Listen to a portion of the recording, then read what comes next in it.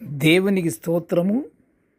అనుదిన దేవుని వాక్య ధ్యానమునక ఈరోజు 2026 సంవత్సరము ఆగస్టు నెల 3వ తారీఖు. ఈరోజు ధ్యాన వాక్యము పరిశుద్ధ గ్రంథము నుండి అపొస్తలుడైన పౌలు గారు కొరింథీయులకు రాసినటువంటి మొదటి పత్రిక 3వ అధ్యాయము 16వ వచనాన్ని మనం ధ్యానించుకుందాము. ప్రియ దేవుని బిడ్డలారా, వాక్య ధ్యానమునకై సిద్ధపడి ఉన్న మీ అందరికీ క్రీస్తు ప్రభు వారి ప్రశస్త నామములో దీవెనలు శుభములు కలుగునుగాక. నేటి ధ్యాన వాక్యాన్ని ఒకసారి మనం చదువుకుందాం. ముందర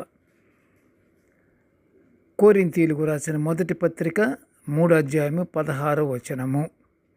మీరు దేవుని ఆలయమై ఉన్నారనియు దేవుని ఆత్మ మీలో నివసించుచున్నాడనియు మీరెరుగరా?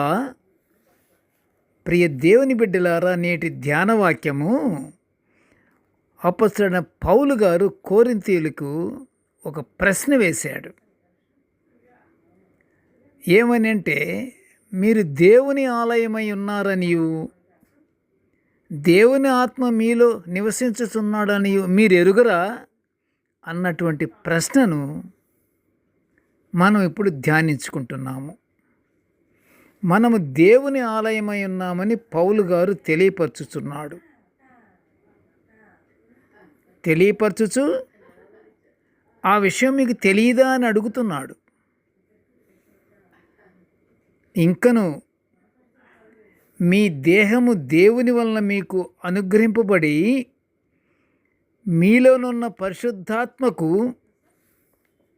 ఆలయమై ఉన్నారని మీరు ఎరుగరా అని పౌలు గారు కొరింథీయులకు రాసిన పత్రికలోనే, మొదటి పత్రికలోనే 6వ అధ్యాయము 20వ వచనములో మనము ఆయన హెచ్చరించుట చూస్తున్నాము. ప్రియ దేవుని బిడ్డలారా, మనుషుల పాప ప్రక్షాళన నిమిత్తం యేసుప్రభు వారు శిలువ మరణం పొంది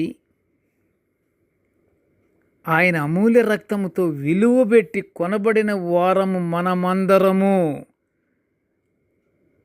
ఇది మర్చిపోకండి, ఈ విషయాన్ని విస్మరించవద్దు అని పౌలు గారు హెచ్చరిస్తున్నాడు.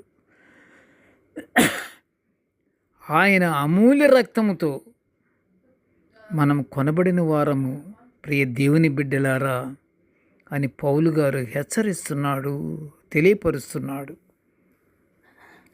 క్రీస్తు ప్రభు వారి నిజ విశ్వాసుల్లో దేవుని ఆత్మ నివసించుచున్నందు వలన వారు దేవుని ఆలయమై ఉన్నట్టుగానే యేసు శరీరములో కూడా అవయవములుగా ఉన్నారని పరిశుద్ధ గ్రంథం సెలవిస్తుంది. కావున మనము అనైతికమైన సంబంధాలు ద్వారా మనము పరశరీరానుసారముగా పరశరీరాను సారులముగా మనం కాకూడదు. ప్రియ దేవుని బిడ్డలారా, మంది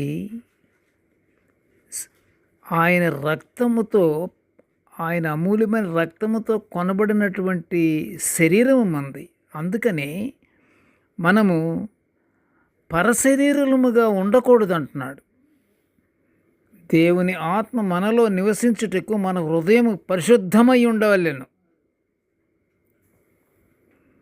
నీతితో నిండి ఉండాలి. అలా నీతి కలిగి ఉన్న వాళ్ళకి సమాధానము, నిమ్మళము, నిబ్బరము కలిగి ఉంటారని ప్రవక్త అయిన యెషయా గారు కూడా తన గ్రంథములోని 32వ అధ్యాయము 17లో సెలవిచ్చుట మనం చూస్తున్నాము. ఇక్కడ ప్రియ దేవుని బిడ్డలారా, మనము అలా నీతి కలిగి ఉంటే తప్పకుండా ఒక ధైర్యం వస్తుంది. మనకి ఆత్మానుసారంగా జీవించగలగటానికి మనకు అవకాశం కలుగుతుంది. ప్రియ దేవుని బిడ్డలారా, అంతేకాదు మనము జ్ఞానము కలిగి ప్రేమతో ఒకరికొకరు మాట్లాడుకొనొచ్చు. ఎలా మాట్లాడుకోవాలి? ప్రేమ కలిగి ప్రేమ పలుకులతో మనం ఒకరికొకరు మాట్లాడుకుంటూ ఐక్యత కలిగి ఉండాలని యెషయా ప్రవక్తే 11:6 వివరిస్తున్నాడు. అది ఎంత ఐక్యత అంటే, తోడేలు గొర్రెపిల్ల వద్ద నివాసము చేయును, చిరతపులి మేకపిల్ల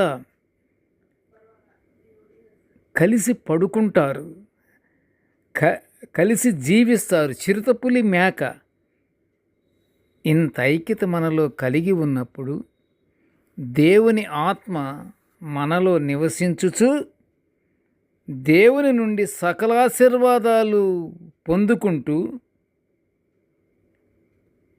అంతేకాదు అలా ఉన్నప్పుడు దేవుని మహిమపరుచుకుంటాము కూడా. ప్రియ దేవుని బిడ్డలారా, ఎప్పుడైతే దేవుని మహిమపరుచుకుంటామో దేవుడికి ఆనందము కూడా మనము కలుగజేసిన వాళ్ళం అవుతాము. అలాగ మనము కలిసిమెలిసి ఉంటూ ప్రేమ కలిగి ఉంటే మనము తప్పకుండా పరలోక ఆశీర్వాదాలు పొందుకుంటానికి అర్హత కలిగి ఉంటాము. ప్రార్థన చేసుకుందాము. కృపగల తండ్రి, జీవం గల నాయన, నీకు స్తోత్రములు. ప్రేమమయుడా, నీ పాదములకు వందనములు నాన్న. నీకు స్తుతులు స్తోత్రములు మేము చెల్లిస్తున్నాము.